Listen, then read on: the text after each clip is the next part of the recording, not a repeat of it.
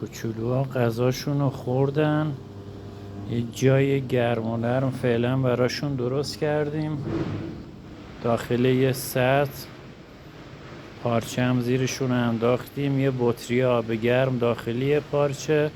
حالا تا فردا فقط بریم ببینیم وضعیتشون چجوره، آرومن یا نه.